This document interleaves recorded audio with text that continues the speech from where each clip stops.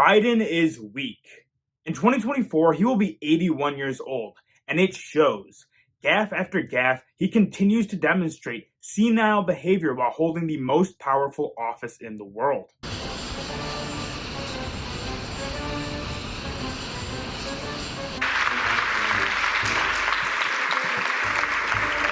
More than half of the women in my administration are women.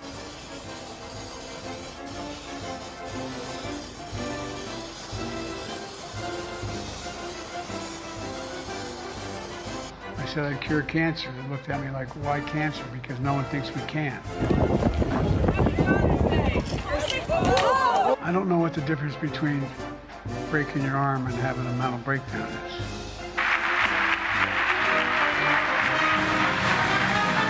No, I wasn't, and I don't know. Were you? No! America is a nation that can be defined in a single word.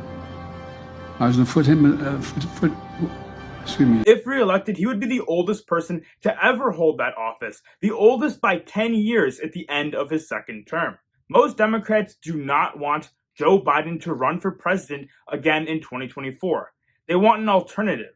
The neoliberals want the same Biden policies packaged in a younger politician. The progressives want someone even further left, someone who isn't, as they put it, an old white man. But if things continue as they look right now, most Democrats will have to hold their nose and be forced into voting for Biden's re-election bid, as no neoliberal or progressive alternative has stepped up to the plate. The party has shown discontent.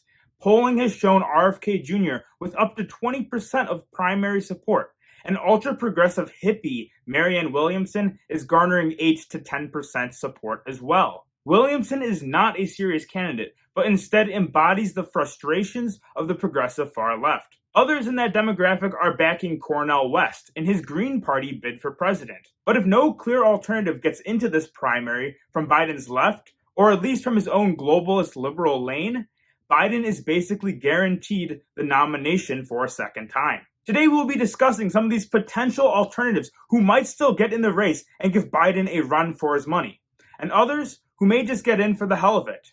So let's discuss. Kamala Harris. Normally, the vice president is the heir apparent, but this is no normal vice president.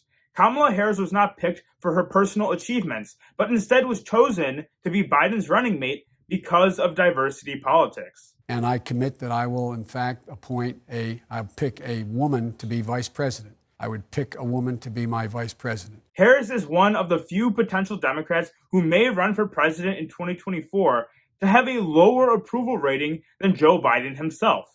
Her 2020 campaign lasted just under 1 year, ending her campaign before the beginning of the primary elections due to bad polling and running out of funds. The fact is, her campaign proved just how unlikable, like Hillary Clinton, she is, though she lacks the name recognition and political machine that came along with the Clinton name. Now she would be running as the first Black, Asian, and woman vice president in American history. But would that be enough to carry her to the nomination? I'm doubtful. Usually a VP runs on what their accomplishments have been during their term as vice president. But Harris has nothing worthy to tout. As Biden's borders are, she oversaw the worst period of illegal immigration our country has ever seen. And besides that, she's been very lackluster as a vice president. Her potential candidacy is seen by many at the DNC as a liability. And if she were to run to replace Biden, if he decides not to run for re-election towards the end of his term, it is possible those of the DNC would work to tip the scales in her opponent's favor in that primary, just as they did with Bernie Sanders in 2016. Being forever tied to Joe Biden, Democratic primary opponents could connect her to the scandals and failures that have plagued the Biden administration over the last 4 years. Scandals and failures which will be brought up in order to dislodge a potential Biden re-election campaign if he refuses to step aside when asked.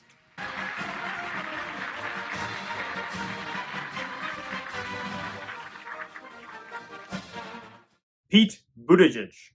Mayor Pete has lost all of his mayoral charm. Now he is just another high-ranking member of the Biden administration.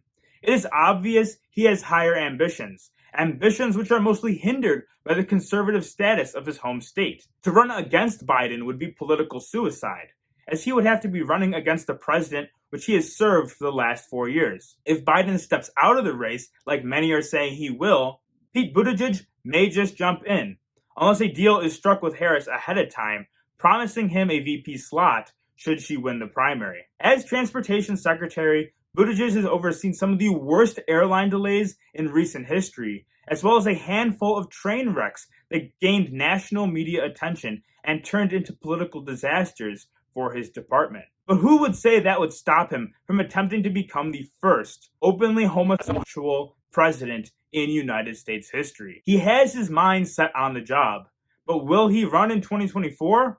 Almost certainly not.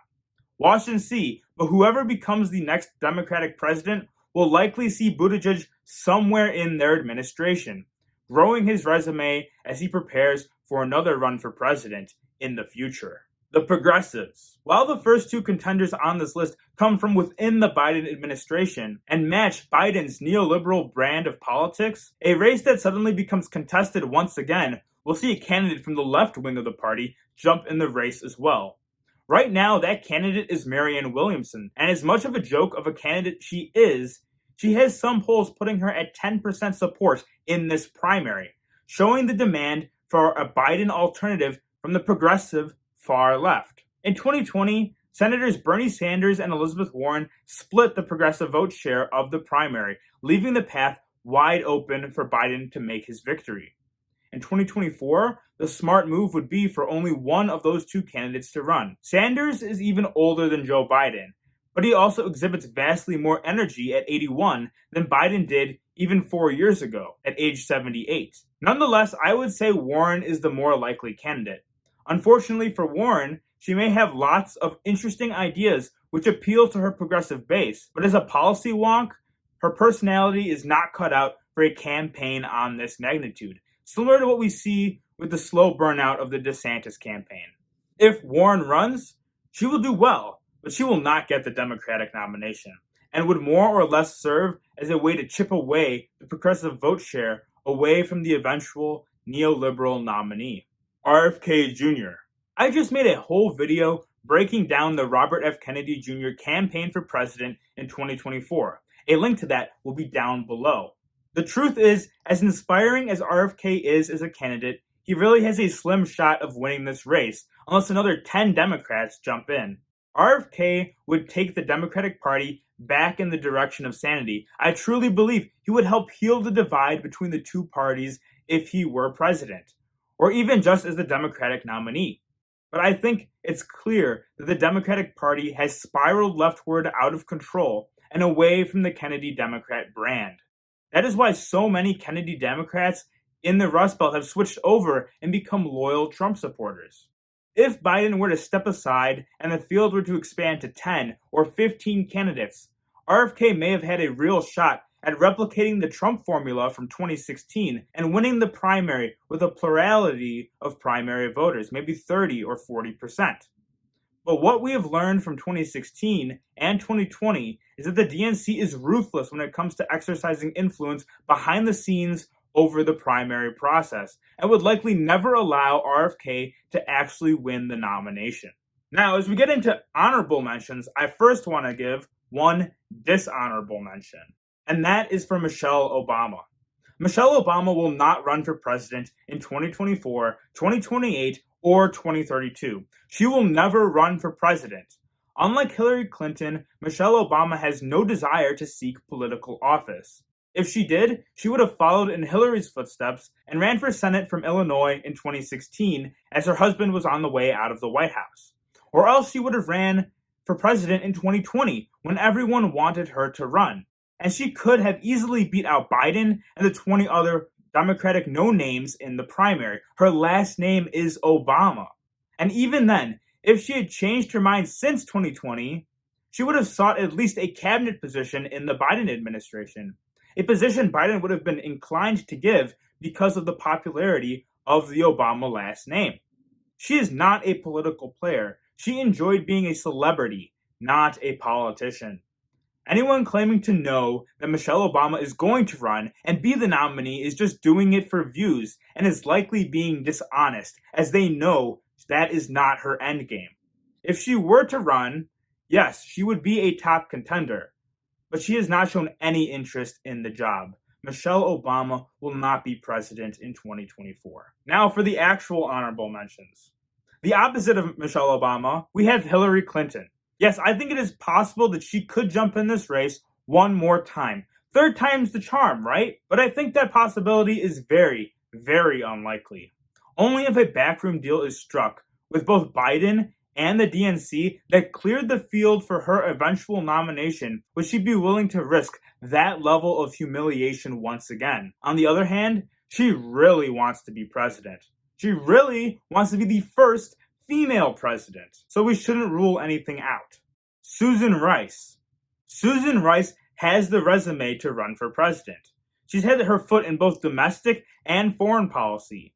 First as Obama's UN ambassador, then as his national security advisor, and more recently as Biden's domestic policy counsel. She has a resume of governing, but when it comes to politics, she has never once ran for her own political office and won. So when it comes to an actual campaign for president, that would be the struggle. Not the governing, but the actual campaign. We do not know Susan Rice's personal ability to connect with voters. So that would be the biggest struggle in her potential campaign. J.B. Pritzker. Illinois Governor J.B. Pritzker. While he may not be anyone's first choice, he has the money to self-finance a major campaign. He would be the second richest person to run for president in the modern era, behind Bloomberg and ahead of Trump. He can position himself as a majorly successful progressive governor, a defender of women's rights and undocumented migrants, as well as an advocate for cannabis legalization, gun control, LGBTQ issues, and progressive tax rates. He has been described as a break-the-glass candidate, someone who could run if all else fails and Biden is unable to continue at the last moment's notice. But I think more likely than not, he is setting himself up for a 2028 campaign in an open primary field. The last honorable mention goes to someone who is basically about to jump in if nobody else does, and that is Dean Phillips. You may be asking yourself, who the heck is Dean Phillips? Well, he's a congressman from Minnesota, a moderate Democrat in the same way that Joe Biden was viewed as moderate in 2020. He has come out and said that the Democratic Party needs a robust primary this cycle. He has also said that if Biden is the nominee, it puts the entire country at risk of a second Trump presidency. Phillips has met with donors about potentially challenging Joe Biden for the nomination, and has stated that he believes he's prepared to govern as president, but he's not so confident in his ability and position to run for the office. Running a nationwide campaign takes tons of resources, money, big donors, small donors, and grassroots organizations to be successful. And it is already very late in the cycle to start building that campaign apparatus now. While I think there is a high likelihood Phillips may still jump in the race, it may just be for the purpose of convincing some of the other candidates to get in as well, and maybe securing himself a VP position. If he does get in, the next and final candidate on this list is all but certain to jump in as well. The most likely candidate to replace Joe Biden in 2024 is Gavin Newsom. He has become the neoliberal golden boy and is far enough removed from the administration to protect himself from the plethora of scandals that may be unleashed on Biden by his own party insiders in an attempt to remove him as the frontrunner for 2024 if he does not step away quietly when the party leaders ask him to behind closed doors. Newsom is governor of the Democrats' deepest stronghold state, the largest state by population in the entire country, and one which has become intertwined with liberal American culture and viewed as a progressive paradise. Whether you want to admit it or not, he has been pretty good as a politician, even if he's been a terrible governor. He has the presidential voice, he has the presidential look, and he has made an effort to lean into those as much as possible. Currently, Newsom is running a nationwide campaign, not a campaign for president, but campaigning for his proposed 28th Amendment, an amendment to the U.S. Constitution which would limit the Second Amendment and institute a constitutional mandate for for gun control. While this nationwide campaign may not be for his presidential ambitions, there is no doubt that if needed, he could quickly convert that campaign apparatus into his own presidential campaign effort. With this upcoming debate against Ron DeSantis, Newsom will project his strength as a debater without having to take on his own party first.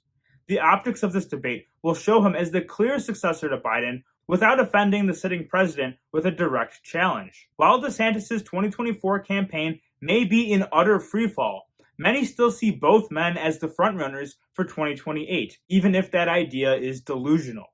If polling begins to show Newsom gaining momentum, Biden may be more easily persuaded to pass the torch early in 2024. If he refuses, the debate will give Newsom the launching point for a last-minute challenge. The question really is, will Gavin Newsom wait 4 more years, or is he going to jump in now and replace Joe Biden as the Democratic nominee in 2024, regardless of Biden's wishes? We'll just have to wait and see what happens. Thank you so much for watching. Make sure you like the video, subscribe, and share the video with a friend. We'll see you again very soon. Take care, and God bless.